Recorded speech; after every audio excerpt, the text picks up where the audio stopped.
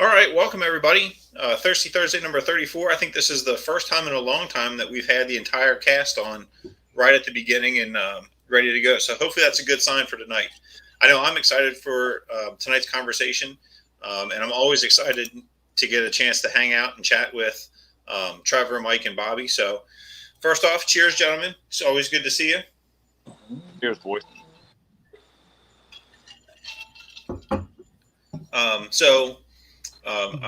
As you guys know, Mike Wood is joining us again. He's been on a couple times before talking about training in volunteering combination and career departments and how to make that work.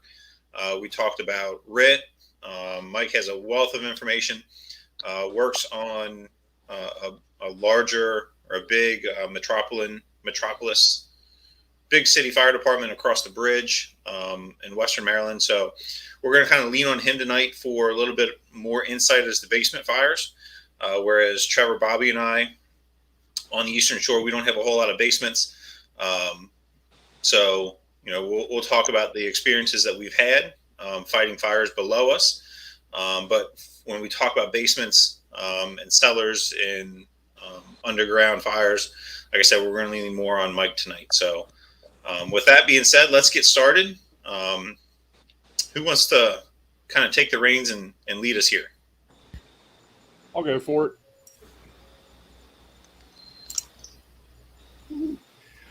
All right, guys. Thanks for everybody coming on. Like Ben was saying, some of us Eastern Shore folks are sometimes less than useless on a basement fire just because our water table is so high in that general region that basements are a little bit of an anomaly. That's not to say that I think a lot of the stuff that Mike's going to talk about tonight will translate very well. And this is where I hope some people, even if you're in those regions of the country that might not have a lot of basements, Ocean City, for example, we had a few sublevels. We spent a lot of time in some of those dungeon sublevels of some of the old downtown hotels underneath the boardwalk, but also shipboard firefighting. When we go to the commercial fishing harbor on the trawlers and clammers, and you got one way in, one way out, no real point of ventilation. It's kind of like, in my mind, it's a floating basement. So some of the tactics might be the same that we can translate this. But again, I always look at experience as being just as much of an asset as it is a limitation. So that's what I'm really looking forward to hearing what Mike has to say. I know, Bobby, you've had a few experiences up in Delaware with like I think walkout basements, and Ben, certainly in Salisbury, you have more prevalence of sublevels, cellars, and basements. But also looking forward to hearing just some terminology to get us on the same page. So, with that, Bobby, let me kick it over to you, and then we'll get to our guest of honor, Mr. Mike Wood. Cool. Welcome everybody, and thanks, Mike, for showing up with us. We live so close to the ocean that our water tables are really high, so basements are very, very unfamiliar for us. Matter of fact, we have to fight about whether or not what floor is the first floor because of all the stuff. Half our stuff's on tiling, so we go through kind of a different problem with that. So I think that we could translate some of this to working over top of the fire floor. So if you're doing search and rescue, you're doing things, and there's fire below you. I think we need to really talk about what ventilation there is in a basement fire versus a first floor fire or things like that. But I'm really looking forward to it, and it's going to be a fun time tonight. I have some things I want to talk about studies in general and focuses or expected results on studies that I think messes these things up a little bit some. And so when I talk about those things, it's not representing my fire department or any fire department. It's representing me, what I think about it from 32 years of studying fire science and kind of being overly optimistic about what the new fire studies meant. So, Ben, you want to do a little intro yourself? Sounds good. Go ahead, Mike. I did the welcome. Yeah. Well, thanks for having me on, guys. It's awesome to be a part of this again, and the show's been really beneficial. I think I've heard a lot of good feedback from it, and I'm very proud to be here. I'll preface, I think, the whole show with a quote that I heard from arguably one of the best pipemen in Baltimore City, and I spoke with him just recently, and he said, anyone that says I want a good basement fire has never had a true basement fire, because it's not something that any company wants, be it engine, truck, or RIT team, especially an incident commander. And I think we can say that that quote spans all the disciplines of firefighting, just because of the company that it puts on every crew that enters. Again, whether it's your engine company, your truck, or your RIT team. So that's something I think that feeds us in the betas of the whole conversation from here. And I took some time to break it down according to those disciplines when we talk about some of the things and some of the problems that exist as it pertains to an engine, a truck, and the RIT team. And I focus heavy on that bit because basement fires incur a very, very large number of Mayday transmissions. So, and we know that to be true from the numerous deaths that occur all over the country due to basement fires. So it doesn't necessarily RIT activation. However, RIT is crucial in prep for a basement fire and anything that it could possibly bring with it. I've kind of taken the time to outline all those things. So, we hit on any of those different points wherever you guys. Yeah, and Mike, one of the things I'd really like for you to hit on sometime during the course of this is, obviously, as we get further in this conversation, we're going to talk about the technical differences between a basement and a cellar, so forth and so on. But from a RIT perspective, which I know you put a lot of time and effort in, not only teaching and training on that, but also doing the research and development to try to make that better. That's an area where we don't have the benefit of being able to breach a wall to an adjacent room. Or if it's an unfinished basement, we might not be able to use a kick and crawl technique to get up to a window, and those types of things. So, with that being said, right off the bat, what are some of the biggest challenges? Unlike fighting fire on the first residential floor or floors above, what are some of the special considerations that maybe that first in crew or that first in company officer really needs to put in the back of their mind when they're dealing with a basement? I think from a standpoint, for a blanket standpoint for any company that's arriving, is going to be your initial size up. That has to be extremely thorough, and great care has to be given to it, especially between the hours of midnight and dawn, just for the simple fact that visibility has been negated. So the size up is crucial, along with trying to get some form or fashion of a 360. Now, that 360 doesn't necessarily have to come from your first arriving officer on Alpha side. If you have companies converging that are assigned to the rear, then you can always stand by for that as you progress. But attempting to get a 360 is to success a situation like that. And I think that that's also been shown if you read a lot of the NIOSH reports for our line of duty deaths that we've had. And when we say basement, one thing, as we were talking in the beginning, discussed jurisdictional development and construction. We might not all have basements, quote unquote. However, I know down in Ocean City there is crawl spaces, and those crawl spaces vary in height. So you might have some that are 2 feet, and you might have some that are closer to 4. Falling into a crawl space that's 4 feet deep, you might as well have fallen into a basement. And we also have cellars. So, basements, crawl spaces, cellars, all these things can be for us to mitigate. So that 360 is important for all of us, whether you're on an engine or truck, and of course, including a component of setting up. So I think that is the cornerstone of the fight, so to speak. Right. And something else, Mike, too. I mean, people use their basements for such a variety of purposes. Some of them are literally a subterranean storage unit or garage with maybe with or without a vehicle, depending on if it's a walkout or how they modified it. And others are living areas. And I know, especially like in 2008, we saw a lot of people that would start subdividing their private residences to rent out a basement apartment. So sometimes there might not be an interior entrance to that basement. It might all be exterior. So, Bobby, Ben, and Mike, I mean, what are some of the things? And I appreciate you bringing up the crawl spaces too, because that's a very valid point.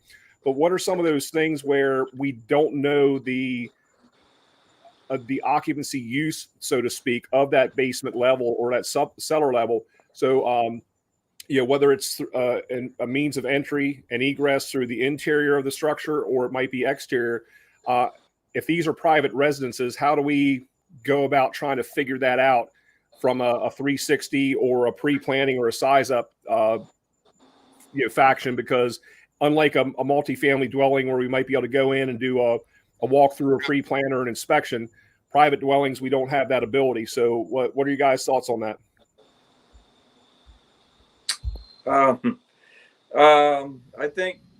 I think crawl space. I think my last 4 fires or 5 fires have involved crawl spaces, so they're definitely a challenge because it's almost like a confined space with fire in it, basically.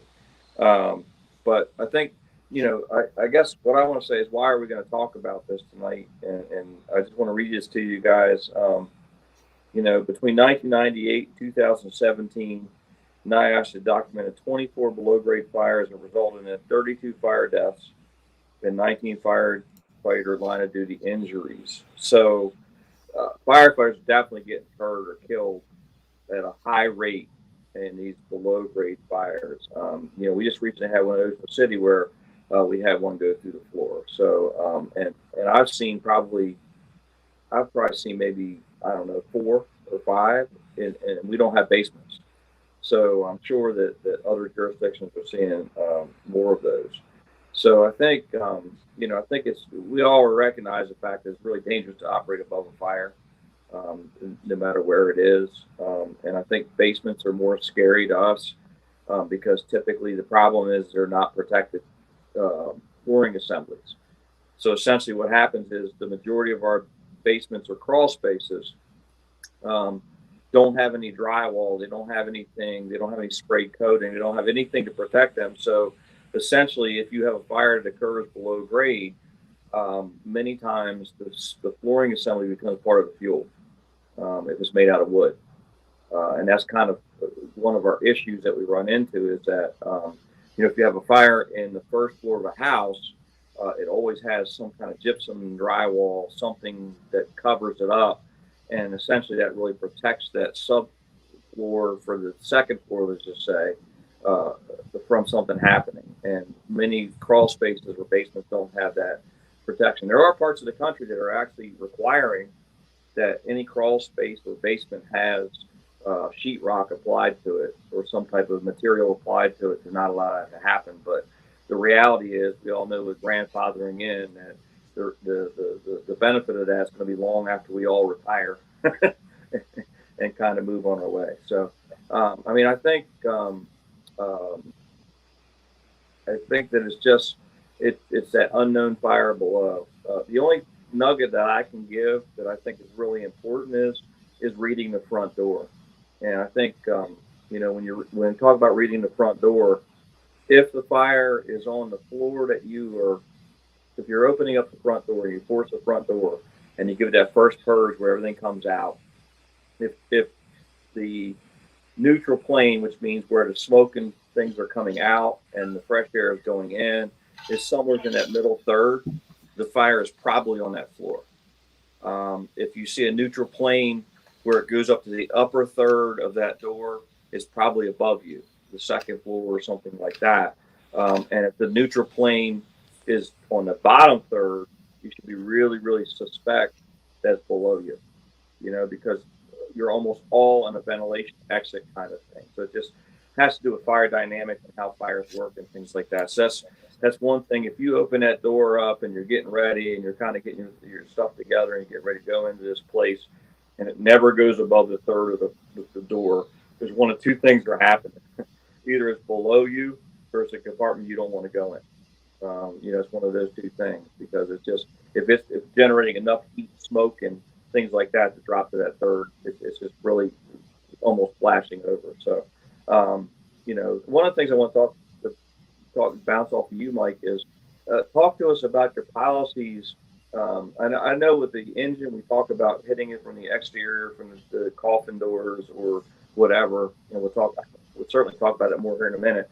But what are the truck company considerations just for search and rescue, your primary, and that kind of stuff? Can you talk a little bit about that? About what are your truck company considerations for when you think it's a basement fire?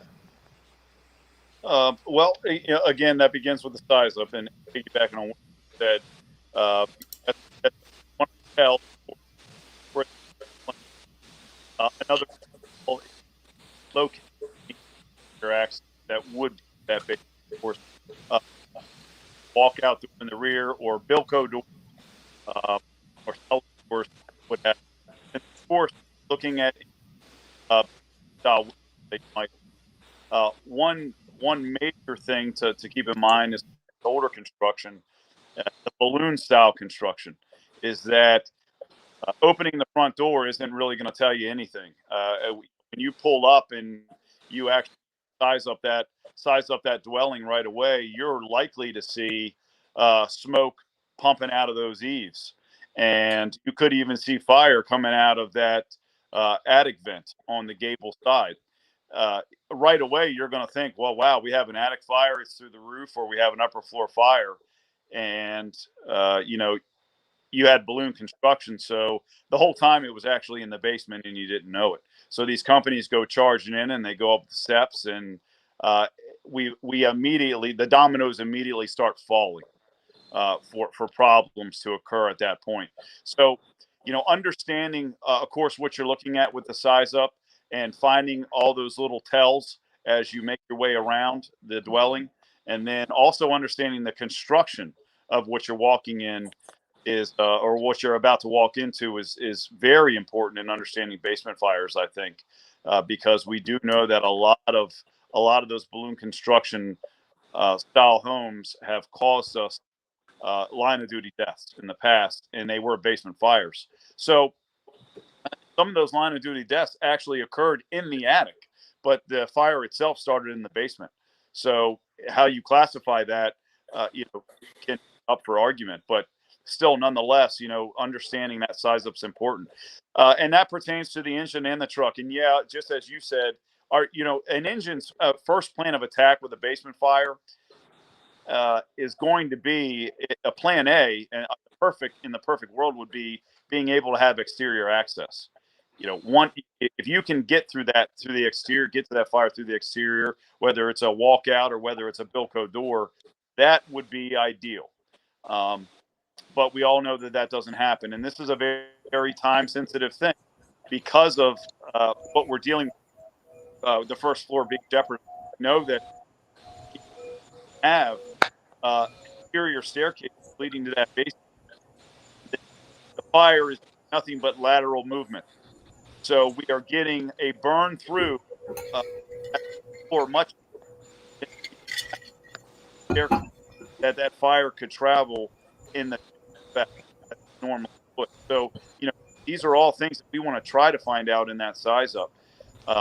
So we know that would be plan A. Now, how does that relate to truck company operations? Well, for a truck, the one thing you want to do is be able to gain access immediately if you do have some type of exterior access through Bilco doors or through a walkout. You want to gain access right away. What's problematic about that is that usually those doors, even more so than your front door, are reinforced heavily. So that's something to keep in mind. If you're going after Bilco doors, a truck might have pulled up and walked up with a set of irons. Not easily defeated sometimes with Bilco doors. So having the proper tools is very important for a truck company to try to gain access to either a rear walkout, knowing that you might be dealing with a metal door or another material that's stronger than just your regular wood, and then of course multiple locks, slide bolts, deadbolts. They're more heavily reinforced. So bringing your tool cache to the show is very important. You don't want to have to return to the rig to try to pull something else off. And again, going back to how time sensitive basement fires are, that's very important for a truck company. Now, as far as being able to search, dumping into a house where, let's say, balloon construction, or maybe not being aware of that fire location like that, you're also on the clock. And in Baltimore, we do things according to our operating procedures, and sending your truck companies, your officer usually goes through the front door on Alpha side, and you have a truck officer in the rear going through the first floor on the Charlie side. So you have guys making access initially into that first floor right away, and you're searching, but your searches are streamlined in that sense because of you understanding the severity of what's going on below you. Obviously, the proper tools are very important in this situation, and for those guys, it would be a thermal imaging camera. And understanding, all their orientation on the inside. If our engine's coming in too, you want to recognize where that staircase is, and we all know that the majority of staircases end up in the middle of home somewhere. Those staircases, although they might be ascending to second and third floors, we also know that the majority of the time, somewhere in the vicinity of that staircase on the first floor, you will locate basement access if there is on the interior. So that's something to keep in mind in zero visibility. If you can locate the staircase as it ascends, then as you work around that area, you should locate basement access. A thermal imaging camera would be paramount in that situation. But some of our ranchers, or just of course single-story homes, usually we're going to find basement access, and it's important understanding your jurisdiction, of course. But your basement access a lot of times is going to be located in the near or in the large living space or kitchen area. So that's something also to keep in mind. And a lot of this goes into orientation and knowing the construction style of the home we're going to.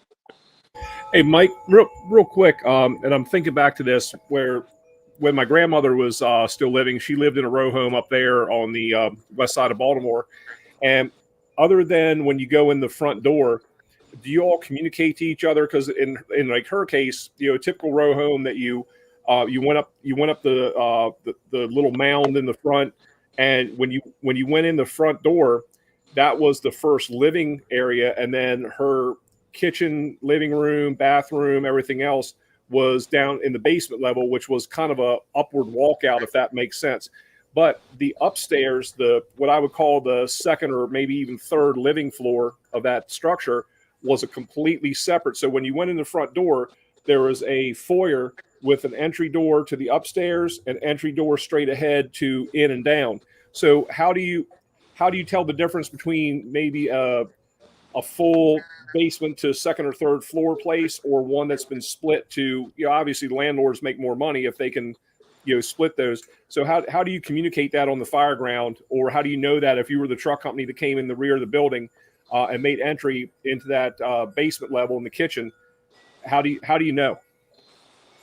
A lot of that goes back to the size up transmission. So, your size up initially is going to come from your first driving company front, and that's going to be either of course an engine or truck.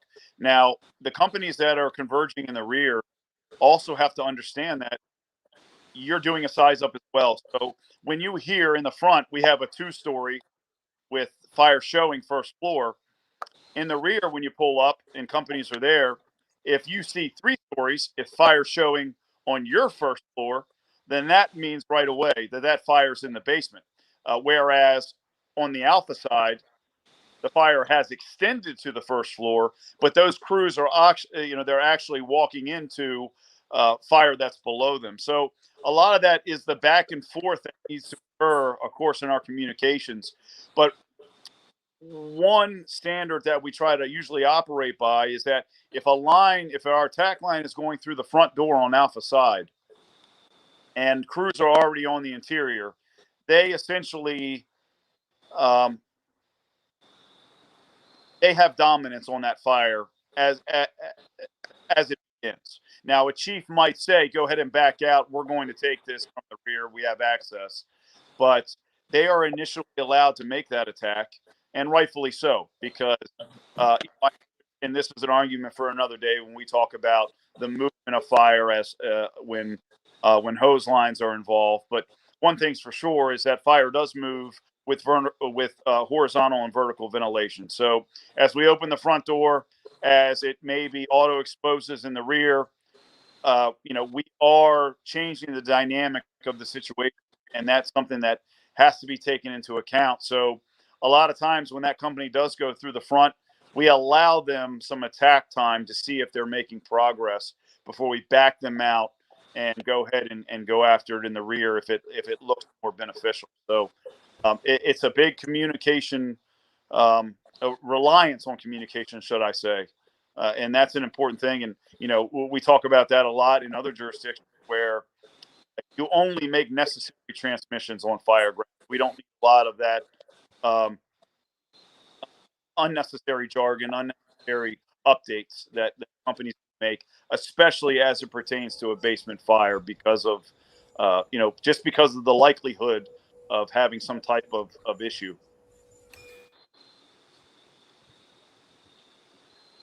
Thanks, Mike. That clears up a lot of stuff because, like you said, between the 360, the brief initial report, and that essential communication, unlike some departments, we've all been through it with specific individuals. But if you could turn radio transmissions into water flow, you never have a fire that got beyond the basic stage. Sometimes we try to talk the fire out. But Bobby, I know from a training perspective, you're a very numbers-based guy, database guy, and empirical data.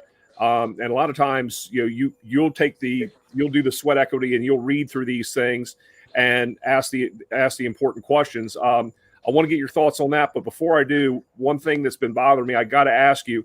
I don't know what you got going on behind you, but I don't know if it's like Cinnamon's getting ready to come up on the main stage or what. I can't really tell what's going on there, but you got some flashing lights. I'm just waiting. Very nice wow music. Very nice Halloween lights out here, Trevor. That's all I got going on, man. Brother, it's your story. You live in a nice neighborhood. You felt the way you want to. I'm getting older, man. The days of $1 bills are gone. Hey, but real quick, Jack Fisher said if you really want to mess with them, go to the bank and get $2 bills. You don't know whether to be grateful because you gave more than $1 or they're confused because it wasn't 20. So I want to know how to use Venmo. That's my question for our viewers. You're asking the wrong dude, brother. You know that. But Bobby, go ahead. Okay. So I'm glad you asked, Trevor. So I've spent my entire career kind of studying fire science. So that's 34 years, whatever the hell it's been. 34 years, I guess. And I'm really interested in it. I'm very, very interested in it. And I was very excited when a lot of money got infused into fire research, more specifically in the ventilation impact studies that happened a few years back. Typically, the federal government didn't give a whole lot of money out for that kind of research and things like that. So that started happening, really, really quick. And I was very excited by that. And so what happened was I kind of just trusted that I'd get kind of good information from these ventilation impact studies. And, Trevor, you probably remember this conversation. We were teaching out in Wichita, Kansas, and some very well-respectable people in the fire service teach all over the country. I'm not going to say their names because I'm getting ready to get in trouble here. But they talked about it. I said, hey, man, question that science a little bit. Take a look at it a little bit closer. And I did, and I was kind of shocked by some of the things that were happening because, as a very scientific guy, there's a lot of things that has to happen when you do an experiment. And I'm going to kind of break this down to what the basement fires are. But one of the things you want to do is you want to create repeatability. So you want to see that when you do something, when something happens in a fire, if you light a sofa and this and that in a basement, and you open up this window, you want to see a repeatability in that test. You want to see that you get the same, you get the same BTUs, you get the same megawatts, or get the same whatever method you're testing. It has to be repeatable. So in reference to the basement fires, that's where this all came up. Was I think Ben had talked about that they had a new study out for basement fires, and we wanted to talk about it. And I kind of went through it, and once again, I am kind of disappointed in the way they approach the science of a basement fire. And they're welcome to come on our show and talk about these things. So they can come here anytime they want. I'm sure they can call Ben or Trevor and we'll have you guys on. But they do a lot of things that don't make any sense to me. So when they were testing for the basement fire, the emphasis was on exterior fire attack, which they call transitional fire attack, which is application of hose stream from the exterior of a building to soften the target or make it easier for the advance or those types of things, which I'm a fan of that. I'm not against that particular concept. However, it feels like they're really harping on that's the way to do it.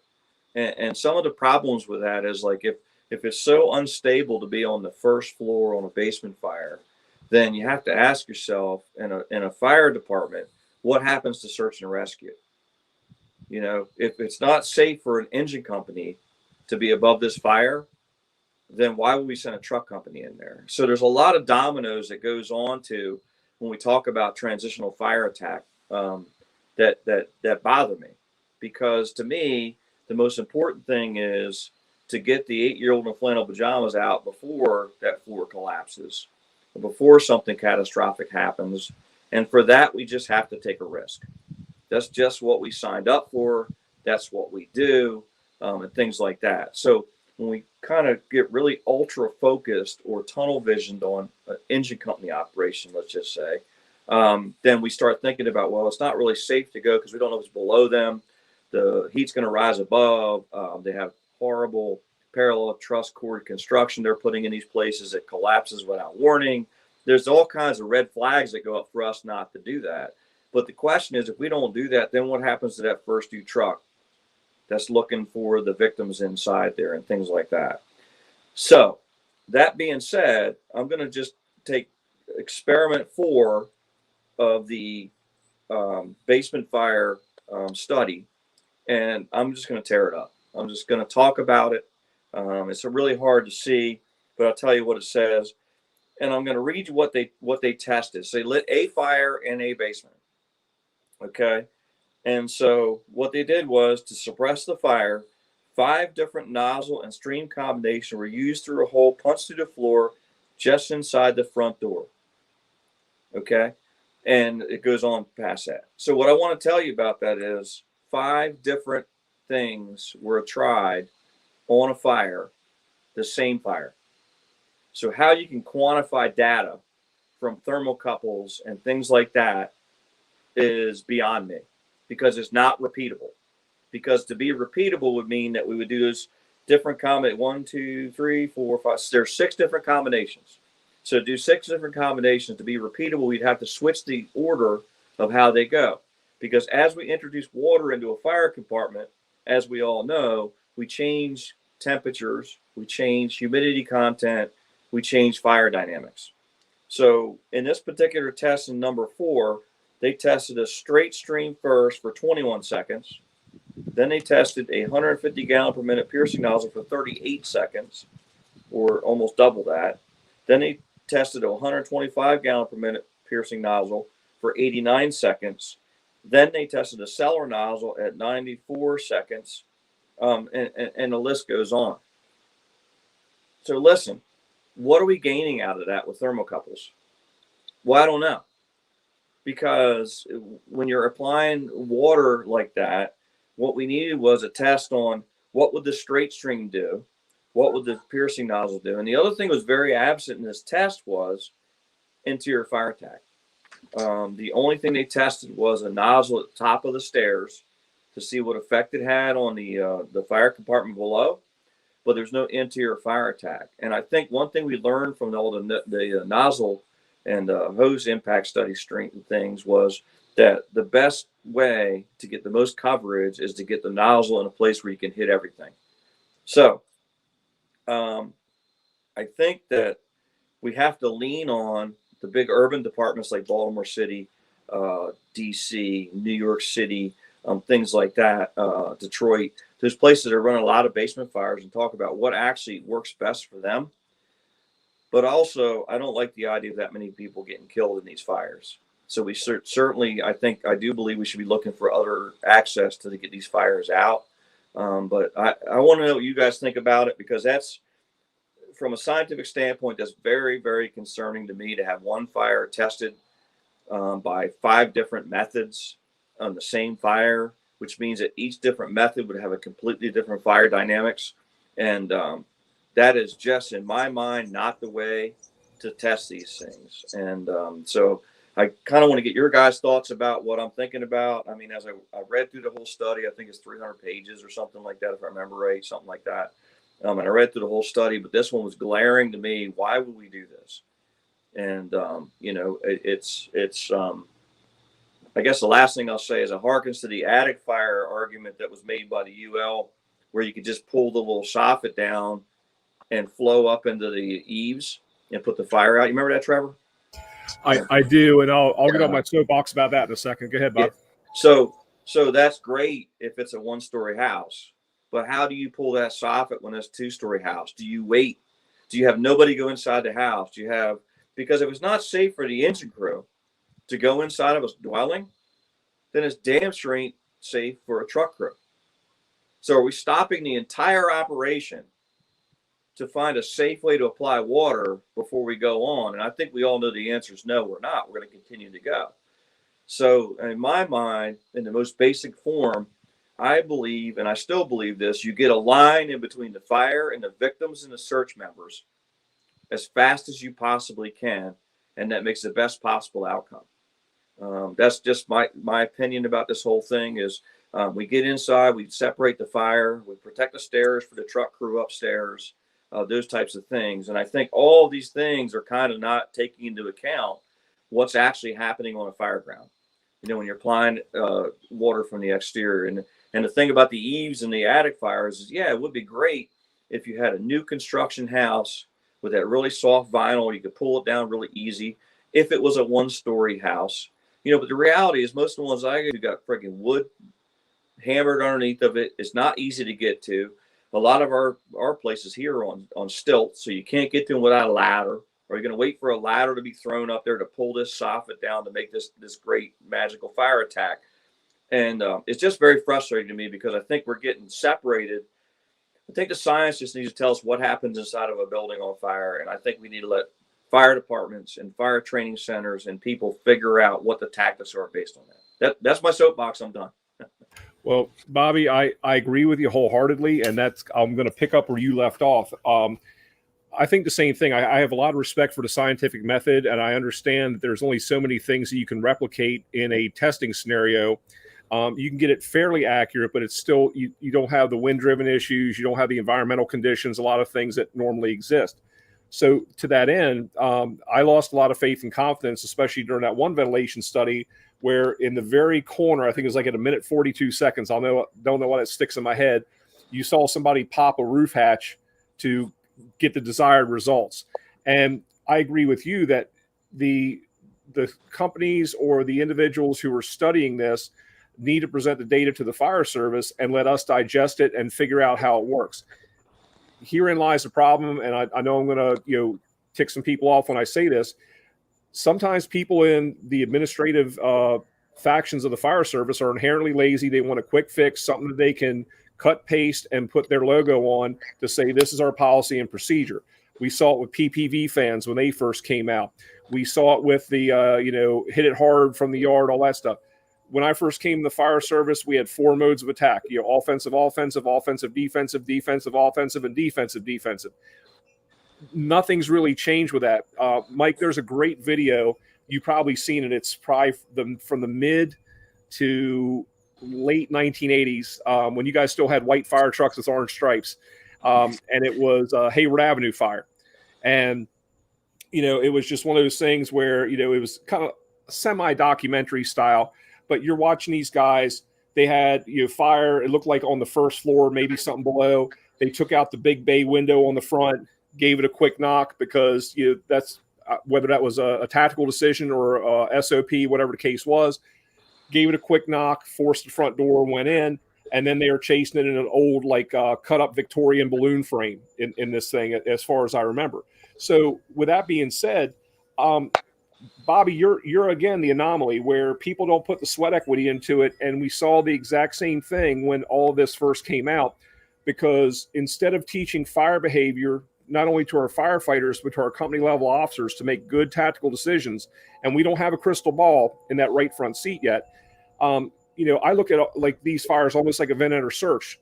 If there's no survivability in that sub-level, in that basement, we got to get that line, like you said, in the front door and cut it off from going upstairs, or be able to isolate it, whether it's through suppression or shutting a door, which most of those doors are not rated, they're not fire rated doors per se. It's not like a 2-hour metal door that's between the basement and the upstairs. So I think that going back on my soapbox again, when we look at our basic fire service training and in the standards that are out there, we get 3 hours of fire behavior in Firefighter 1. And part of that is we take you in the burn building, the fire behavior lab, which that's what it is a controlled environment. And we show you the different stages of fire, how it burns, how we put it out, keeping the layering and making sure we have the stratification in there. All that's great. And then we tell you to stand up and go, wow, it's hot up there, isn't it? Okay, how is it down there? Okay, it's a little bit cooler. And unless you go and seek more fire behavior knowledge and training, that's your basis. A lot of people default back to that, and it's not adequate. So again, Bobby, you put the sweat equity into it to research these things, look at the numbers, and then also challenge them. Not because you're not trying to be an ass, but you're trying to say, well, hold on a minute, help me to understand this. And then when someone says, well, that's just the way it is, that's not a good answer. That's like telling your kid, well, I'm your dad, that's because I said so. Doesn't flush with us. So I think when we look at some of these studies, I would agree that maybe they need to present the data and stay out of strategy and tactics, because that's where I think a lot of things went afoul, is when they started recommending, well, this is what you should do on the fire ground. Not this is how the fire propagation is. This is what we found during our studies, and we could replicate it X out of so many times. Instead of giving that to us and letting us digest it, we were kind of force-fed, well, these are the tactics you should use. And I know and respect some of these people, but I just think from a tactical standpoint, that's something that needs to be developed in the individual departments, or they can hand it off like a baton and say, here, take the information that we've gleaned from our studies and let's develop it further, and then get other groups to develop the strategy and tactics that we might recommend. But I think coming from, it's like the fox guarding the hen house to some degree, and I don't mean that to be disrespectful in any way, but sometimes I think that if I want a certain thing to occur, I can drive that data to wherever I want it to get the desired outcome, and I don't think that's the appropriate thing to do when we're talking about fire tactics. There ends my sermon. All right, Mike, let's hear what you guys think. I don't buy into all that at all, and if it offends anybody, then it is what it is. A lot of that is just driven towards job justification, and that's all that it is. So you're not going to be able to duplicate things that happen in basement fires, because you are not going to be able to light fires in every type of construction into the basement, and you're not going to be able to replicate what's going on inside the dwelling. So what I mean by that is that what's going to happen in a ranch with a basement fire is going to be subject to so many different types of nuances that you're just not going to keep up with it. So are we dealing with a compartmentalized basement? Is it gas fed? is the doorway to the basement left open on the interior, where their windows open, yada yada yada, and on down the line we go. And when you talk about multi-story dwellings, all that plays such a big part. If it starts in the basement, did it auto expose in the rear, and all of a sudden it's blowing out of the third floor alpha side window because numerous compartments were left open on the interior of the home and numerous windows were left open. So trying to duplicate something such as a basement fire is going to be very difficult. So I have a very hard time leaning on that. And much to what you just said, Trevor, I think is what needs to take the forefront, is that departments have to make their tactics based on their jurisdiction, based on the occupancies that they're going into, the construction of them. And that's where all this evolves from. There is nothing that you can throw down to blanket this type of fire and make it okay. It's just something that gets developed, I think, with each department. And I'll give you a prime example is MIFRE teaches that if you're going downstairs into a basement, that you essentially go down like you're going down a ladder. I would challenge anyone, and again, I'm going to lean on one of the best pipemen that I know in the city of Baltimore, a gentleman that puts out fires on a daily basis when he's working, sometimes up to 3 a day. And many of those end up being basement fires. And I'll tell you that you don't go down basement steps like a ladder. That doesn't happen. You're setting yourself up for a surefire way to, and no pun intended, a surefire way to meet your maker. The tactics and strategies in dealing with these vary from the engine officer all the way to the pipe man. And then, of course, for your truck company operators, if it's a multi-story home, you're dumping into windows via ground ladders. And, you're going to the second and third floors and maybe even the aerials if you got to hit these bigger brownstone buildings that you see in some of these metropolitan areas. So, you're dumping into windows, and your tactics for searching correlate to what you could possibly be dealing with if it is a basement fire. We know the chimney effect. We know that that's happened in interior staircases. We know that the very first priority of us dumping into an upper floor is to locate, the door to that compartment so that we can isolate ourselves and then progress as needed. So, the tactics that evolve through it evolve and are developed due to your jurisdiction and those occupancy needs. So, there's a lot of little nuances that go with each discipline, and you can even break that down to each seat on the rigs. Your pipe man has his own tactics in dealing with that basement fire. And if he's attacking it from the interior, then he knows that there are certain beneficial ways to go down those steps that a book might not tell you. He knows to have a little bit of line out ahead of him as he descends those steps. He wants to have 2 feet of his line out in front of him. He doesn't want it on a wide fog. That is not going to be beneficial for him.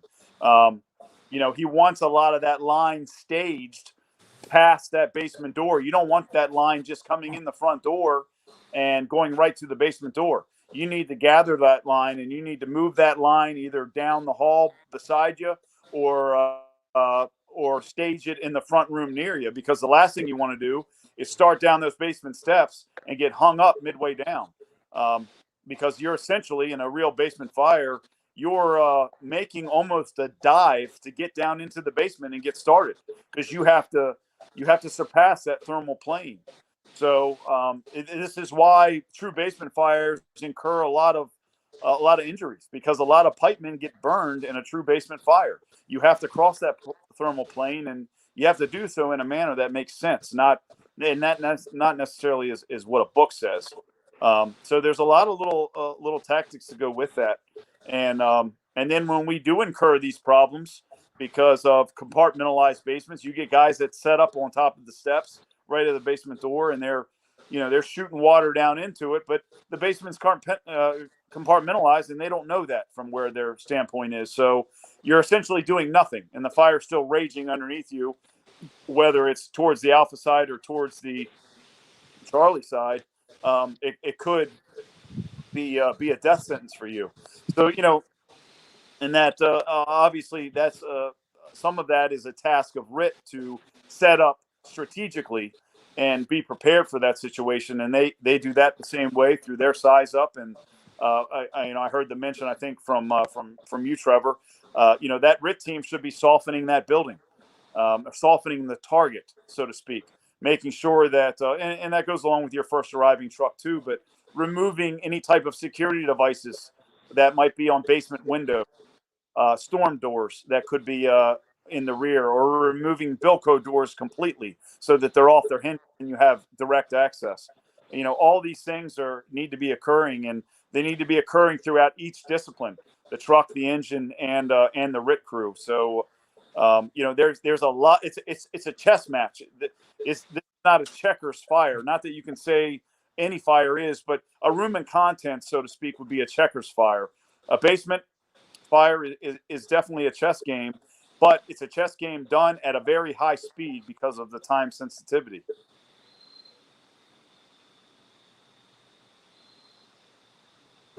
All right, who wants to follow that up? That was great stuff, Mike. Thanks for leaving us something to talk about now, Mike. Appreciate that, bro. Yeah. Good job. I think, we definitely need to think about, who's working above the fire and who's working at the fire floor. But I always try to think about it in a different way. Who are the victims above the fire? Because that's really why we're there. Truthfully, why we're there is because the kids that couldn't get out, the adults that couldn't get out, those types of things. And so when we're looking at all these things, I find a over-reliance on, I don't want to say this because I don't ever want a firefighter injured or killed, but we get an over-reliance on safety for ourselves that doesn't really account for the victims or the public that we're serving. And I think we just need to think about, when you're talking about these really dangerous and complex fires, how do we do better at a dangerous or complex fire? And I can tell you, it's not by pause, it's not by hesitation, it's by training. You train specifically for those most difficult fires, and you practice it, and you train it, and you practice it, and you train it. And then when the things start to happen, then you're going to fall to your level of training. Unlike the movies, nobody's stepping up to kill all the terrorists on the airplane. We're going to fall to our level of training. And so I think that how we train and how we prepare for all these fires in whatever jurisdiction we're in and whatever occupancies we're going to is critical to this, because we're relying on experience to train us. Then what I'll ask everyone that relies on experience to train us is, whose places do you burn down and what kids do you lose to gain that experience? And that's not acceptable. We have to train to get the kid out on your first fire. We have to train to get the fire out on your first fire, and it doesn't mean that we're not going to be great at it. It doesn't mean we're not going to make mistakes. It doesn't mean we don't need officers or senior people there. But I think that all these fires require us to train for these difficult situations, not ignore them, and try to put in safety standards that keep us out of those troubles. Because as soon as in my opinion, as soon as you start doing that, then you start writing off the victims and writing off the citizens that we're sworn to serve. So that's kind of my thought process about that. So I followed you up, Mike. Best I could do. Did well. Good job, Bobby. Way to pull it out there, because Mike's kind of a tough act to follow. It was tough. It was. Oh, it is. I mean, that whole checkers and chess thing. I'm like, oh man, that's some deep stuff right there. And it's like, wow. I had to sit back for a minute and absorb all that. It's like, how in the hell do you follow that? Anyway, I'm horrible at chess too, so it didn't help any. I can barely spell chess. Well, Ben, we haven't heard a lot from you tonight, because I know Salisbury.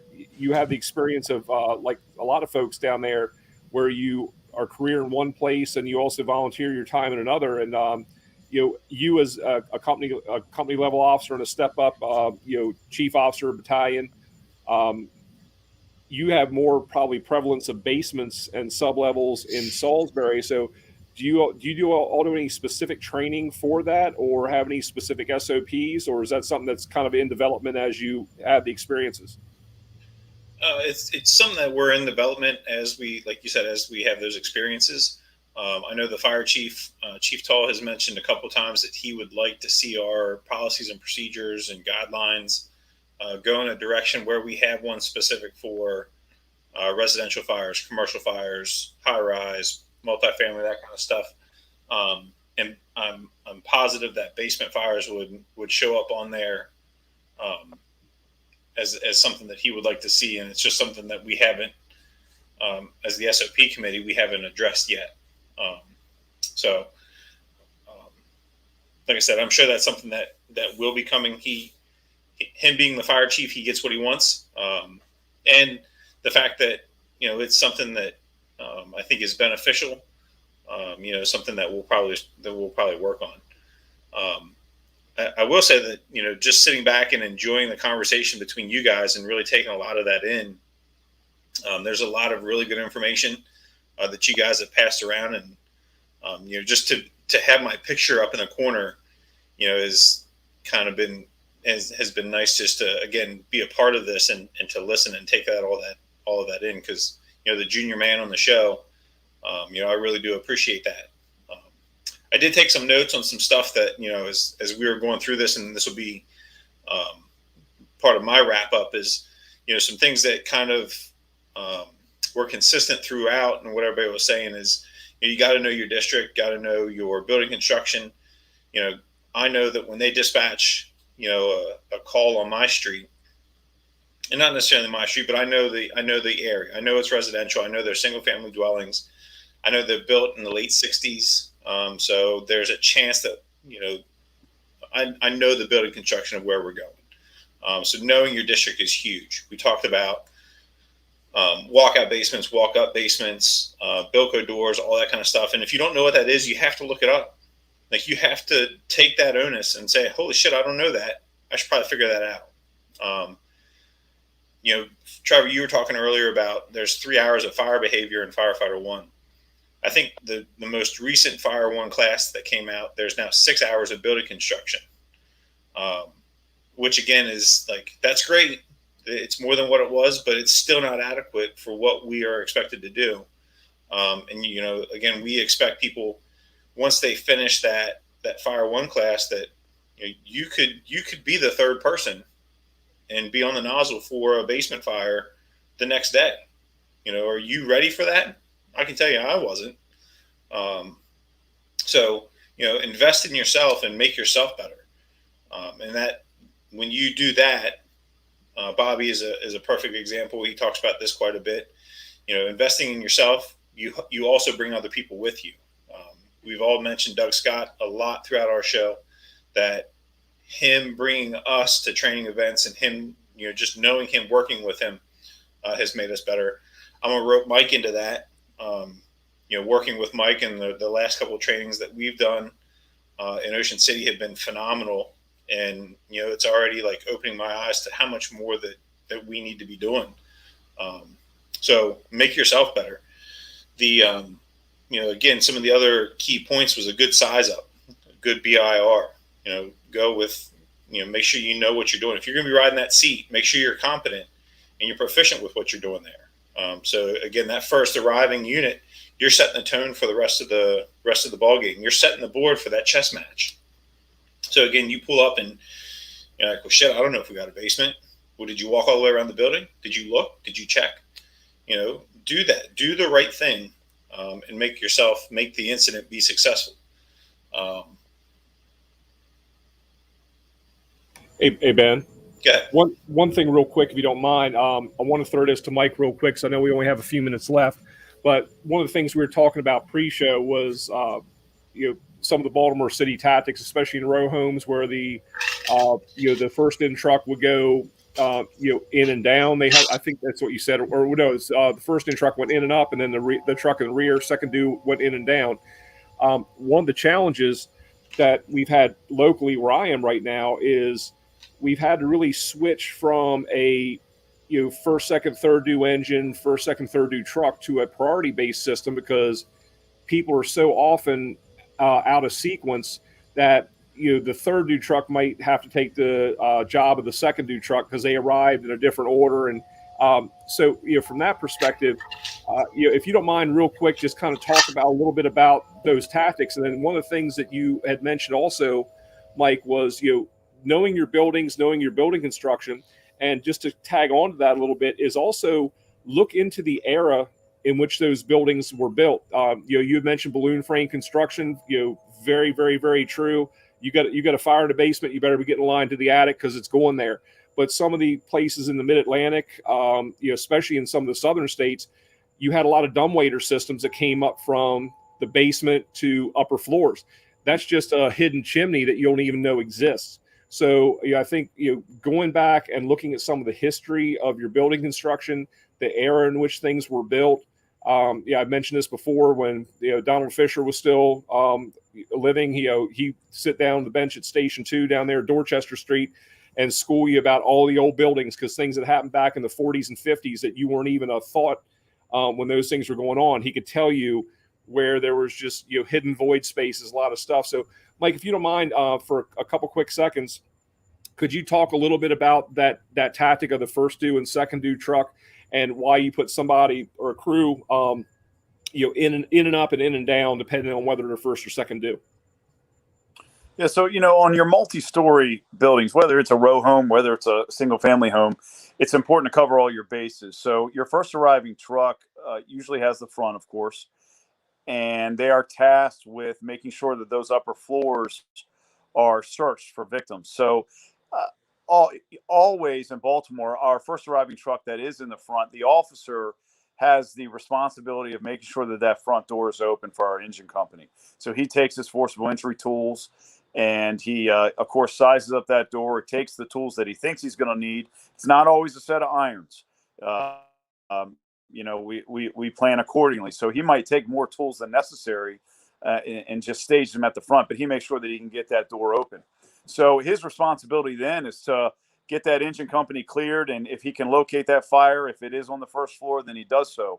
Now, the rest of the crew are tasked with taking care of those upper floors, and normally, if the conditions allow, that's going to be done via ground ladder. So they're going to be going up, a 24 and a 35 foot to get to the second and third floor, and maybe even an aerial if there's a floor above that our ground ladders can't reach. So that's occurring in the front of the building. And we're dumping individuals into those places to commit themselves to a search, and of course their search tactics need to be appropriate for that situation. So in the rear, what's happening is much the same. It's just the responsibilities are a little bit different. So you still have your ground ladders being thrown in the rear. If there is confirmation of people trapped inside, then you might have the probability of those guys actually ascending those ladders and gaining entry into those windows is probable because we're putting a concerted effort together to get into those upper floors, knowing that that's where the majority of our bedrooms are. And of course, this is a time sensitive. I say time sensitive. This is relevant to the time of day, rather. And of course, time sensitive as well because it's a basement fire. But so your officer in the rear is also gaining entry, much like your officer on alpha side. So he gains entry in the rear, whether that's a basement door or whether that's just a rear door. He would gain entry to both of those if they were in his forefront. And then we commit a man to the basement right away. That's obviously to search the basement to make sure that there is no fire. And to make sure that there's no victims, but it's also to make sure that we take care of utilities because that's where normally our gas, our electric, and our water is, and we want those off. And that doesn't mean that you might not find some of that up on the first floor, and you commonly do. And if we can't find all the utilities, then that individual would try to locate them on the next floor above. Most likely that's going to be your electric panel. But all that is being done just to try to bring that beautiful dance together so that everything falls into place accordingly. And all the tactics go along with it, even down to our RIT team, the way that they're staging for a known basement fire and things like that. So it it always is a beautiful orchestra when it works that way. Unfortunately, basement fires never work that way. I've been a part of numerous basement fires, and I've been a part of 3 that incurred a mayday. One of them, I called the mayday for my crew because what we do have a lot of times is if the basement fire has not been identified, then you have horizontal ventilation that's taken place or auto exposure that's taken place, and that has changed the dynamic of the game right away. And we know that because of the chimney effect and all that particulate and heat that's building up above the basement is allowing any type of change in that compartment to potentially cause a flash or to ignite. So, in a lot of those cases, or in the one that I called, it was for my crew, and they were in that situation, and horizontal ventilation played a part in that. So did auto exposure. In another one, it was the pipe man who ended up falling into the basement, but he had the wherewithal before he walked through the front door. He did see some fire in the basement.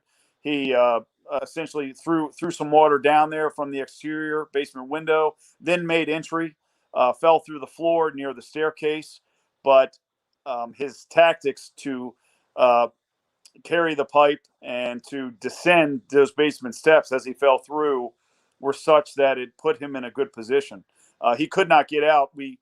Myself and my lieutenant were able to get to him through a rear entry, but he was able to put the majority of the fire out as he fell into it because of his good habits for descending staircases into basements, using that nozzle.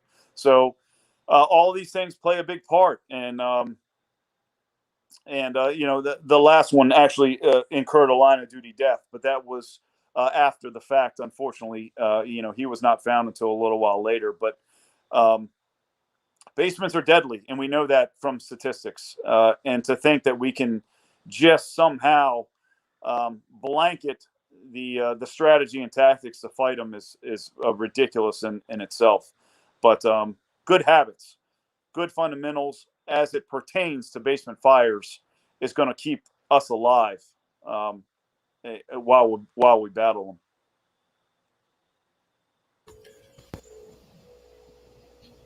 Awesome. Thank you, Mike. So we're right at that hour. So let's go ahead and start wrapping up. Bob, you want to give us kind of your closing thoughts? Sure. Thank you, Mike, so much for coming again and sharing your great wisdom. We appreciate it. I think that, some of the take-home messages that we want to get across to people is sounding floors is important. Reading buildings is important. 360s are important. Everything you can do to cheat that fire, to figure out what's going on before you get into it is I think, a really good idea. I personally want to thank Mike. He's been helping us out with doing some training in Ocean City as of late. And I think maybe it was last summer, Mike. I can't remember exactly when it was. Mike and I got together and we did a through the floor firefighter rescue training thing that we did for all of our shifts and the volunteers here in Ocean City. And that went well for us. We don't think people really all remembered what we talked about or showed them. However, we just had a really devastating line of duty death in Frederick, Maryland, that some of you may have heard of. And the guy went through the floor, and it was really kind of specific to the training that Mike and I were talking about. So this month, Ocean City, once again, Mike has created a very, very realistic scenario of a firefighter through the floor with realistic the width of the rafters and no visibility and things like that. And for that, I thank you, Mike, because those things can certainly save a life for us in the future. And that's the things that we all have to do, is kind of see these horrible events happen across the country and look at them and say, hey, can that happen in our jurisdiction? If it can, let's get together and train on it. Let's develop a plan for how we're going to get people out. And I do know someone that died in a basement fire, and it's horrible. And I think that maybe some of the things that Mike's been showing us probably would have helped out in that situation. So, this has been a great conversation. It's been a lot of fun. I really do believe in fire science, and I do believe in fire research, but I think it has a place and it has a lane. And I think that lane is to give us the information and let the people that are out here doing this job and are responsible for the tactics and strategies to make those decisions on how you interpret that data would be a much better place for us to be. Thanks, Bobby. Trevor? Yeah, absolutely. I couldn't concur with Bobby anymore. That's absolutely correct in my mind as well. Is that there's a role and function of the research and development and the scientific process, and it's really a system-wide process as far as I'm concerned. And I've used this analogy before, where if you look at the picture of the Titanic sinking by the bow, and there's a little dude on the stern going, "Wow, I'm glad the hole's not in our end." That's a very limited mindset, and I think we need to look at everything system wide. That okay, we can get some decent data out of some of these studies, but the worth and value of that is in a box. It's somewhat limited, and we have to understand what the limitations and capabilities of that data is or are. And then you'll be able to have people like Bobby and Mike that are able to not only interpret that data, but also be able to use it and take it to that next level. And again, going back a little bit to our fire behavior education, I am glad, and Bobby had mentioned this several podcasts ago or webcasts ago, that there has been an increase in fire behavior education, and Ben, you had brought that up as well in our basic training. But that definitely needs to go, quite a bit further. And I still look at what we do as very, very important, not only for the preservation of property, but like Bobby mentions all the time, it's that survivability profile that that 3, 6, 4, 8-year-old kid in the flannel pajamas at the end of the hallway. What are we doing to make sure things are better for that individual in their time of need? So, I look at some of the things that we go through from a policy and procedure standpoint. And quite honestly, I feel that more often than not, we don't dig the wisdom out of the trenches, that we over legislate things because it sounds good or it looks like a really well written SOP to keep our asses out of a sling if something does go wrong. But to that end, I'm a firm believer in training not just to success, but training to failure.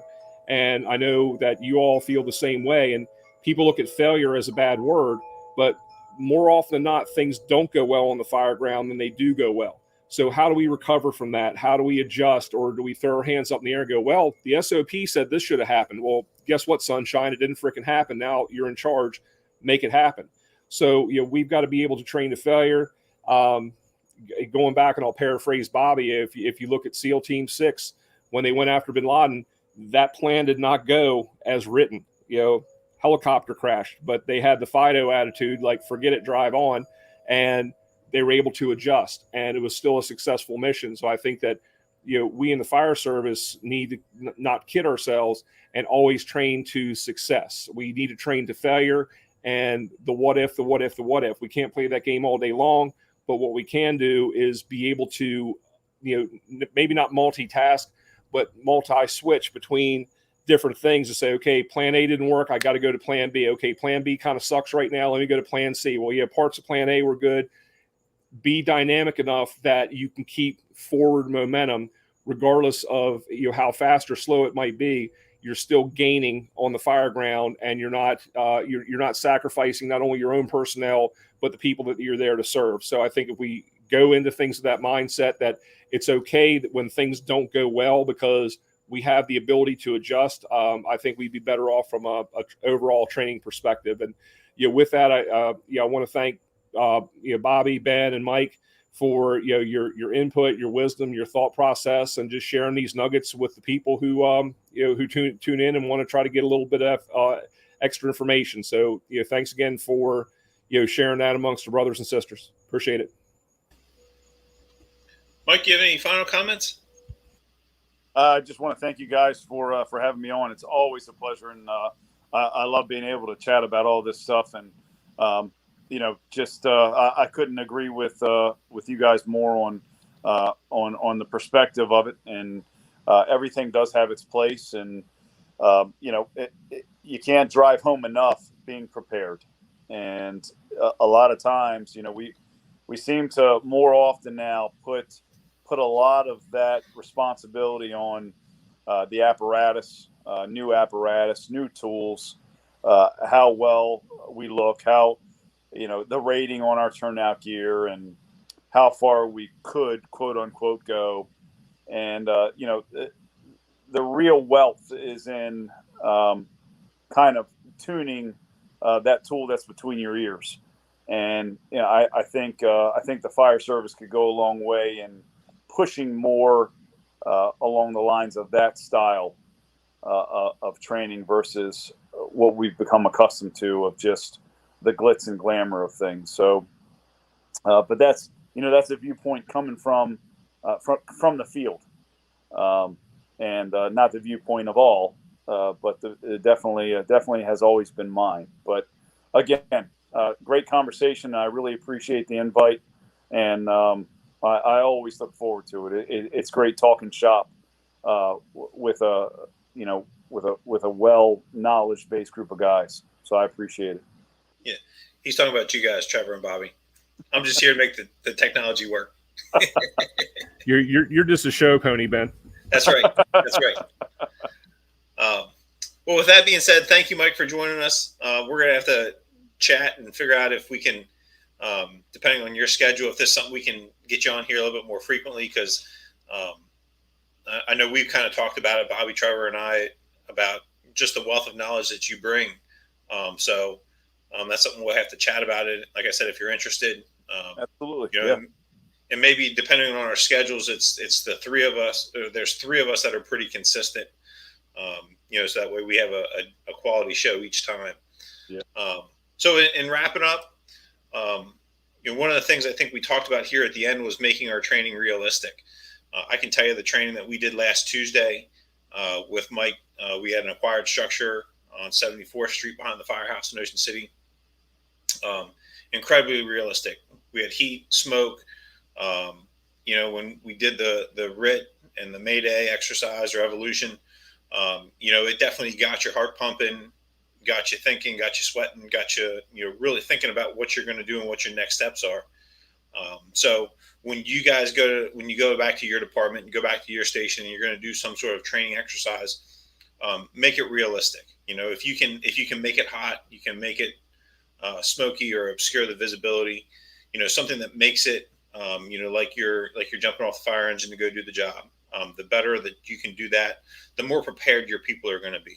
There's a time and a place for pull and hose and force and entry and, your helmet, your gloves, and your coat. But there's also a time and a place when you're fully decked out, got all your PPE on, your SCBA, and you are doing it like you're forcing the door to the gates of hell. So make sure it's realistic, and prepare yourself for that. So, just some other things real quick to talk about. This email I got today, I thought it was kind of convenient how this happened. There's a Understanding and Fighting Basement Fires, free hands-on training December 8th in Fairfax, Virginia, hosted by the Fairfax County Fire Rescue. If you guys are interested, reach out to us. I'll be more than happy to forward this email to you. It is free. It does say at the bottom there's a small registration fee, which is refunded upon your attendance. So there are some prerequisites for the departments and attendance, but if you're interested, there's an opportunity. In addition to that, watch on social media, Delmarva Fire LLC. They've got a conference coming in March, and they've reached out to Strike the Box Training to see if we can provide some instruction for that, which we're in the process of finalizing that. So that'll be looking at the other instructors that they have invited in that are coming. That's going to be a great opportunity. And then the Pocomoke Volunteer Fire Company in Pocomoke, Maryland, also has started doing a South End Rescue Day, and looking at some of the stuff on social media about that. That's going to be another excellent opportunity to get some hands-on training about vehicle and machinery extrication. And I believe if you search Facebook for South End Rescue Day, that'll pop up, and you can check that out. So give those places a look. go out and find some training, do something to make yourself better, because you can't train too much for a job that'll kill you. With that, I think that's it for the night. Trevor's rotating the pups through the video. That's the new one. What's his name?